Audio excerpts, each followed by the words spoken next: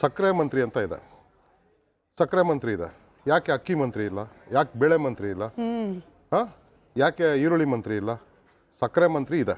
Okay, ಅಬಕಾರಿ ಮಂತ್ರಿ ಅಂತ ಇದೆ, ಯಾಕೆ ಅಬಕಾರಿ ಮಂತ್ರಿ ಅಂತ ಇದ್ಮೇಲೆ ಇದು ನಿಂಬೆ ರಸ ಮಂತ್ರಿ ಮಾಡಬೇಕಾಯ್ತು?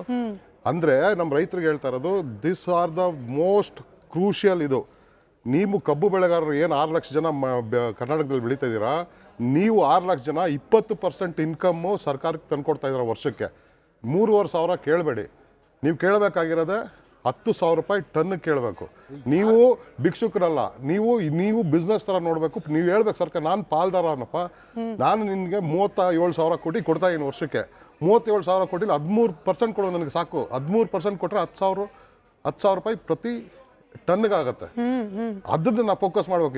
ಎಲ್ಲ ರೈತ ನಾಯಕರು, ರೈತರಿಗೆ ಎಲ್ರಿಗೂ ಮನವಿ ಮಾಡೋದೇನು ಅಂದರೆ, ಸುಮ್ಮನೆ ದಾರಿ ತಪ್ಪಿಸೋದು ಬೇಡ. ಶುಗರ್ ಫ್ಯಾಕ್ಟ್ರಿ ಇದಲ್ಲ, 3,500, 100 ರೂಪಾಯಿ, 50 ರೂಪಾಯಿ ಚಿಲ್ಲರೆ ಕಾಸು ಬೇಡ. ಇಲ್ಲ, ಲೆಟ್ಸ್ ಟಾಕ್ ಬಿಸ್ನೆಸ್.